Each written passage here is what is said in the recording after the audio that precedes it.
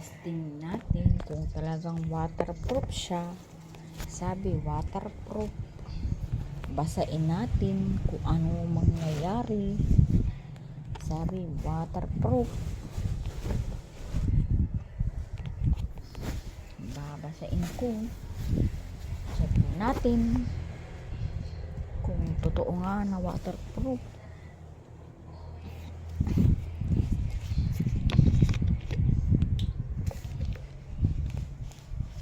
Basain natin to ha, kasi gusto ko malaman kung talagang hindi siya mag-absorb sa ilalim. Binasa ko ng tubig. Yan. Tingnan natin. Tingnan natin kung hindi siya ano sa ilalim.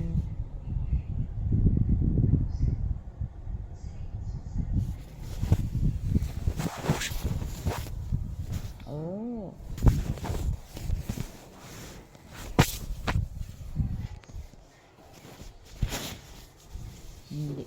Nagkakaroon pa rin, kaso konti lang. Nagkakaroon din ng tubig sa ilalim.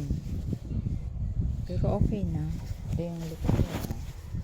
Ano lang, mararamdaman mo lang na malamig. Hindi ko lang alam kung hanggang anong tagal nito. Malamig siya sa ilalim. Malamig. Maganda.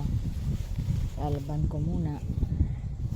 Dito basa, pero sa ilalim hindi siya basa, malamig lang, malamig. Ganda.